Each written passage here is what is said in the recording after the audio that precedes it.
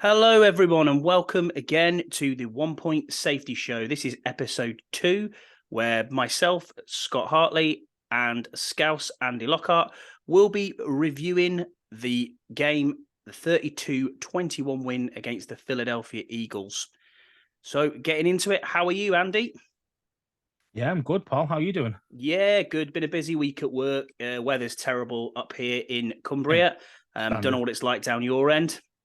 Yeah, the same, mate. Absolutely hammering down. Yeah, Yeah. it's just a typical winter's day over this side of the pond. So if you're listening in America, it's absolutely hammering it down. So we'll move on to our first section then, which is the game recap. And it is a 32-21 win away at the Philadelphia Eagle in Lincoln Financial Field. What were your thoughts on the game, Andy? Yeah, very happy overall. Yeah, we played really well. I'd say, there was elements of, some mistakes, especially early doors, there's the fumble that they got that ended up being into a touchdown, us chasing the game a little bit at the start. But, we got our heads on the game and we turned it around. And, I think we've got to give Scott Turner a little bit of credit for actually leaving his ego at the door for this game.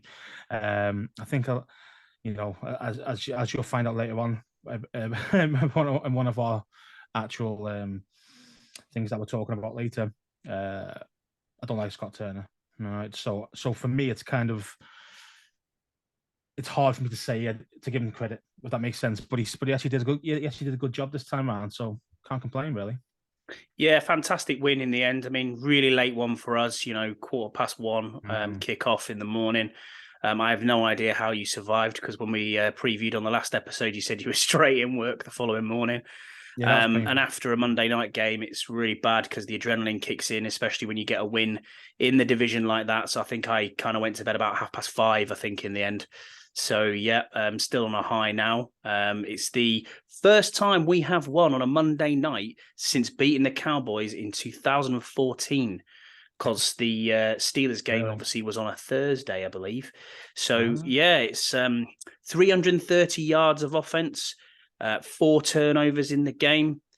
Taylor Heinicke, 17 of 29 on passing yards, 128 and 10 rushing yards on top of that.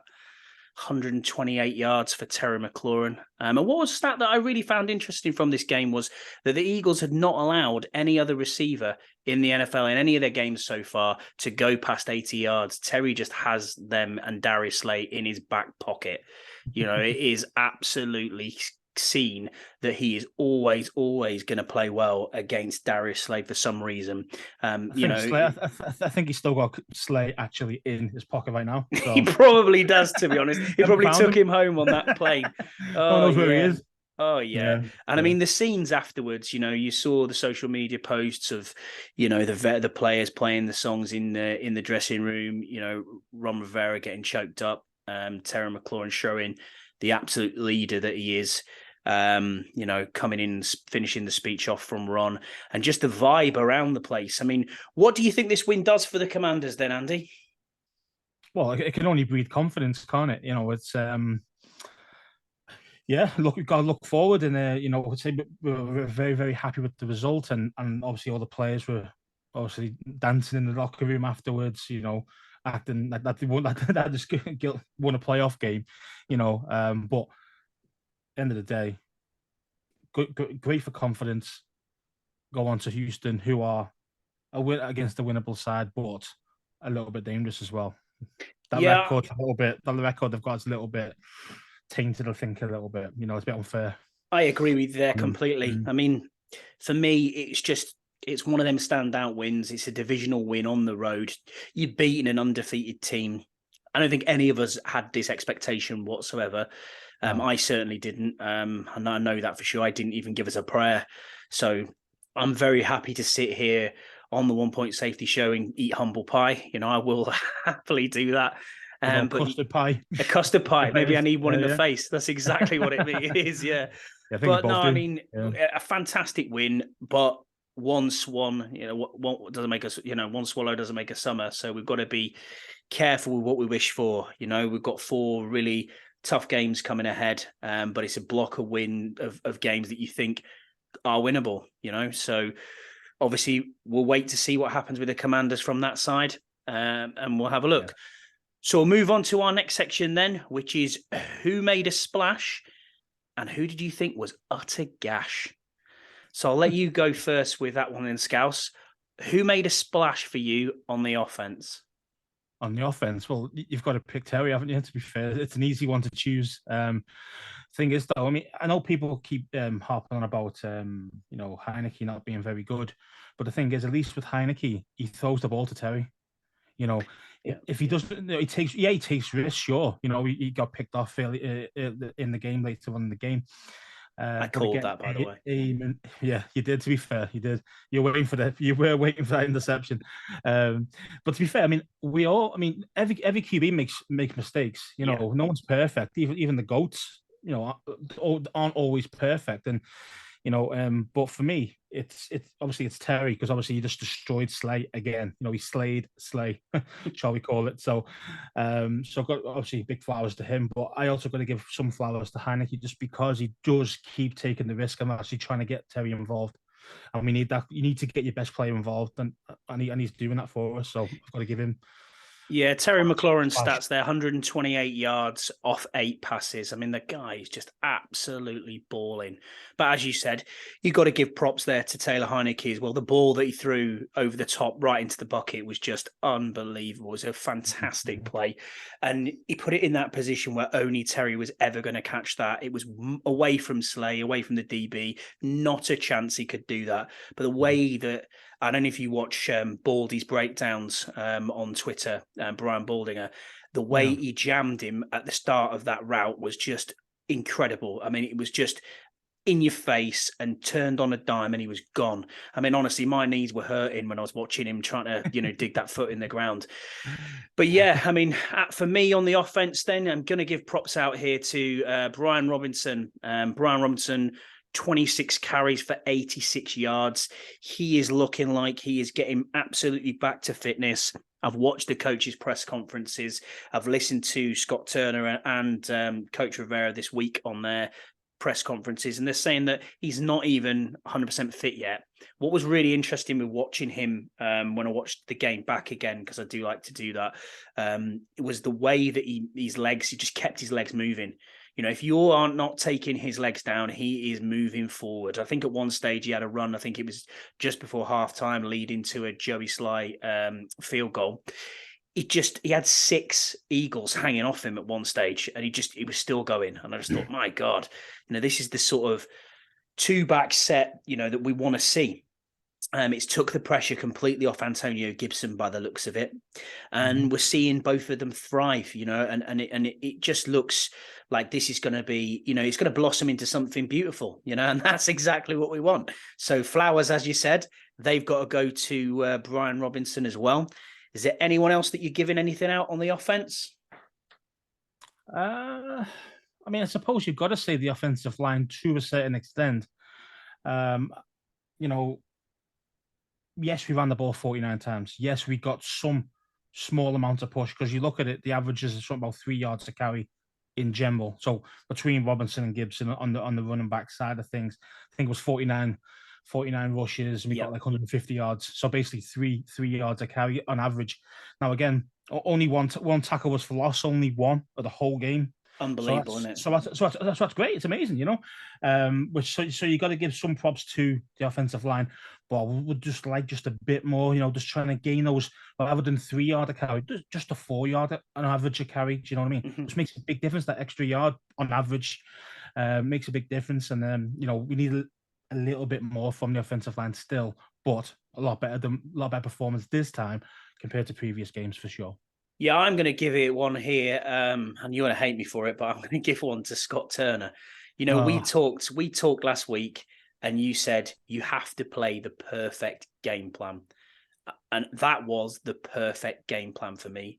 I thought he called a fantastic game. That was his best game that he had called all season that I think we've ever seen while he's been coaching in Washington. I think I messaged you and said, did Ron have a word and say you're not getting on the plane on the way home if we don't call this game correctly? But my word, he He called the right plays. The RPOs worked when we wanted them to work. The offensive line did get up into that second level and push forward. And yeah, I thought it was a fantastic game. Really, really pleased. And let's just hope we can build on that. So then, is there anyone that you have who was absolutely gash on the offensive side?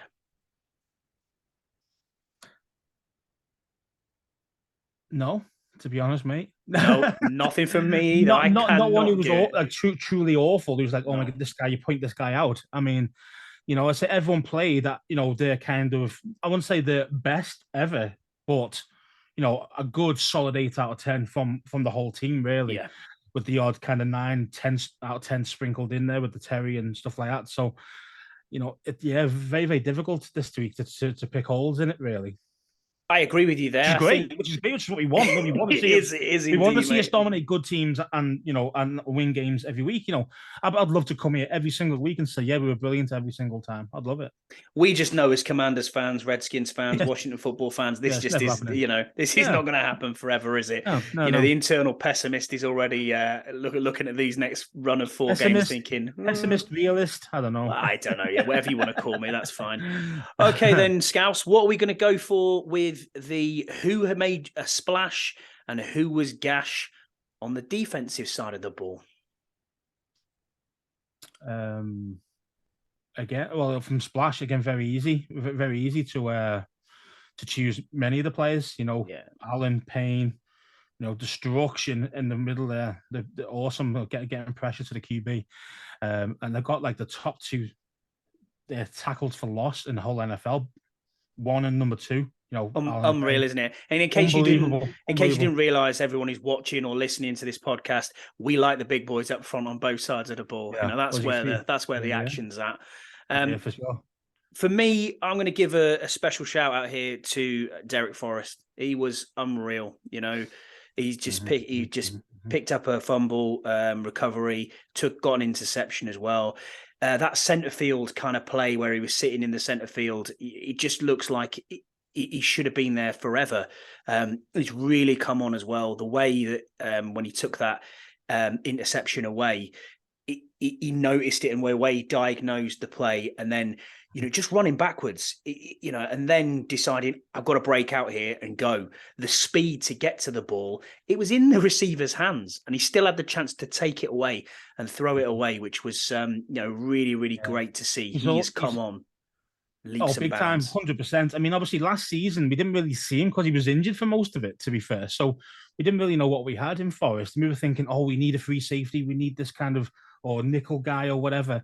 We need one of those dudes. Now the thing is, since he's been in the team this year, he's played every game. He's just getting better and better. This fella, as I say, he's quick in the brain. He knows exactly where to be, what to be doing, and also he's got the skill and speed to be able to do it as well. So, also he's very versatile. What I found is that he doesn't just play free safety. He comes into the box at times as well. And he also plays a little bit of strong. So, it's and that when curl changes, if that makes sense, they intertwine between the two, or with when McCain's in there as well, they kind of intertwine between all 3 positions. All 3 of them do, and it's beautiful to see. To be fair, I mean, really, really.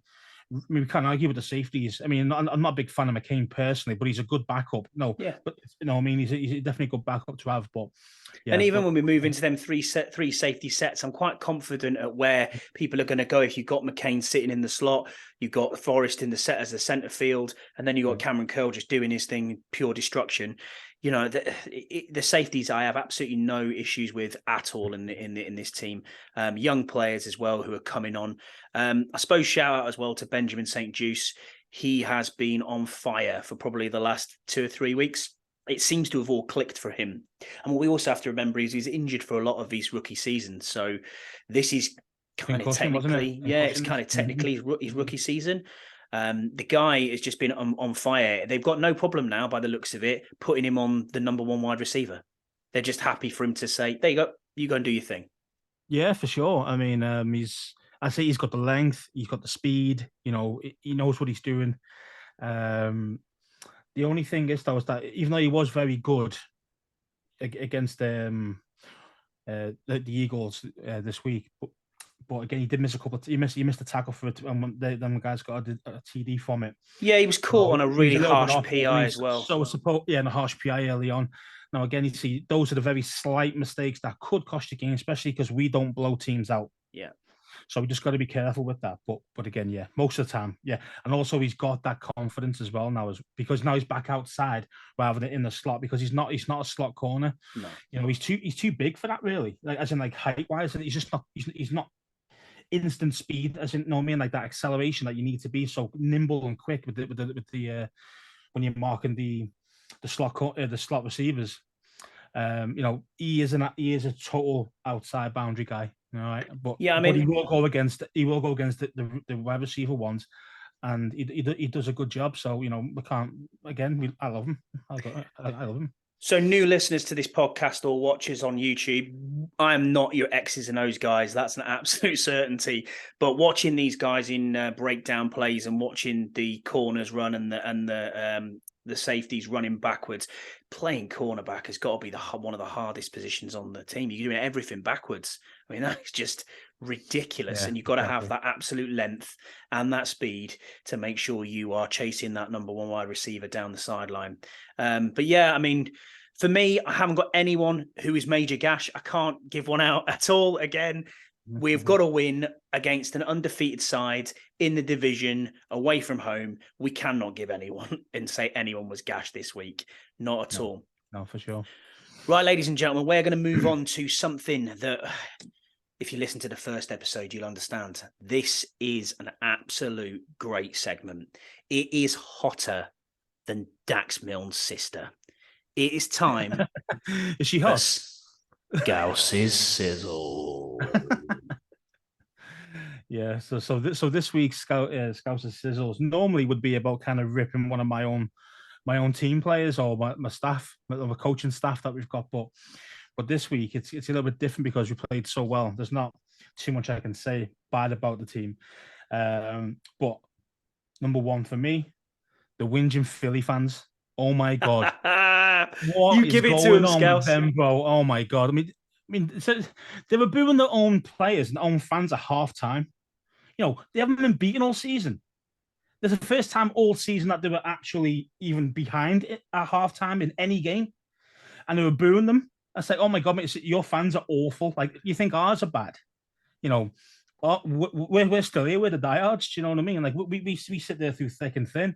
These guys boo their guys when they're losing a half time in one game, and then when you go on Twitter now, unbelievable. Like, everyone's still mourning about that face mask that was missed. It's like, well, wait there a minute, mate. You got a dodgy pick play. When for us, it was a third. I think it was a 3rd and 4 or something like that. And dodgy pick play. That wasn't a pick play. They called. We had another first down. We'd been chewing that clock again. We didn't get that.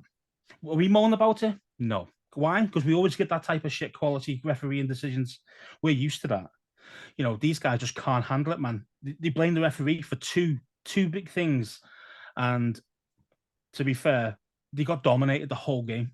We imposed our will on them. We kept the time possession, as 40 minutes to 20. We dominated the game, really. And I think that's what they can't truly understand why we dominated it. And I think that's why they're blaming the refs more than anything else. Rather than blaming the own players. The own players just weren't good enough on the night to win. So blame your players. Stop blaming the referee and get on with it, you bums. Scous's sizzle. That, mate, was hotter than a hot day in Tenerife in the middle of July. Oh, I love that segment. I absolutely love that segment. That's brilliant. So we're going to move on and preview then our next game because it's really coming around quickly on a short week. We have an away game at the Houston Texans, the 1-7-1 Houston Texans. What are your thoughts on this game then, Scouse? I think we're going to see Scott Turner back to his old ways. I really do. I think, that was just a special game because the way he called it this week, purely because he knew he had to, because we would have got the story probably if we didn't. If you made Heineke throw it 40 times, we would have got smoked. Do you know what I mean? So he's like, okay, well, the Houston Texans, they've got a bad defense, and they have. Their defense isn't that good. Got a couple of decent players on the edge, but most like secondary isn't that great. They've got a So I can dynamic see running us back, throwing though. it. They've got a dynamic running back in Yeah, he's Pierce. good. He's Yeah, good, looks Pierce. good. Yeah, he's good, Pierce. But again, thing is though, our team's built for that. Our team's built for running backs. Of I course mean, it that's the reason. That's the reason why we spent 5 or 4 first-round picks on D line at this, like over the past few years, because to stop the run, the idea was to stop Sanders, was to stop Zeke in his prime. Obviously, he's getting a bit shit now, but you know, those type of things, and also Saquon as well. So that's why that's why we invested all that capital in first round draft picks on that line. So we've still got, well, I mean, we've still got 4 of them left, haven't we? Still got 4. Yeah, we've still got all 4. Yeah, if all Chase 4. is back, if Chase will probably play maybe a couple of, a limited snap count. I think. Do you think he plays then, or do you think he's straight on that pitch count and he has maybe 1 or 2 plays? Pitch count, I think we more than 1 or 2 plays, but maybe 1 or 2 series and see how he is, or bring him in for like we really need to sack the QB at this point, like right now, because maybe they've got the momentum and we're kind of struggling a bit. Yeah, you might throw him in then, but again, he will be playing probably less than 20 snaps, I reckon. Yeah, what's your thoughts on Davis Mills, their young quarterback, obviously in Houston? He looked really bright last season. Looks like he's regressed a bit this season. Second season syndrome, maybe. I'm not so sure on that. A little bit, but I'd say Mills, he's not a great quarterback, but he can put points on the board. With not great offensive talent, really. He's got Brandon Cooks, who's basically past it, really, and he's still producing a little bit, but that's because of Mills' decent throws, I suppose. And obviously you've got Pierce, but really the receivers aren't that good. Yeah, he also has the longest neck in the NFL. Well, I think so, but it might be him or it might be Mike Glennon. I can't decide which one's got a longer neck. I'm just wondering why it's all quarterbacks as well. Anybody else got a long neck in any other position? I've never seen it, to be honest with you. I've never seen it. It's always quarterbacks, isn't it? Yeah. No. So what do you think then? What's your prediction for Sunday's game? Prediction. I think we win. I think it's going to be tighter than what people think, because we never do blowouts. We never do, no matter how good we think we are and how bad the other team we think they are. It never works that way. We tend to win by between that 4 and 7 points. Normally, it's that kind of our normal win range. So I'm going to say 28-21. 28-21. Yeah, I'd love to just not have a game where I can just sit down and be like, it's the third quarter. Yeah, we're 14 up here. I can chill out a bit. It's just it's just a heartstring moment every single week without fail. And that's what you're going to get with the roller coaster ride that is Taylor Heinicke. I'm not sure. I also think this is a win. I think it's a win. I'd hope it's by about 10 points. I'm going to go with a 10-point comfortable-ish win. I'm going to go 30-20 Commanders.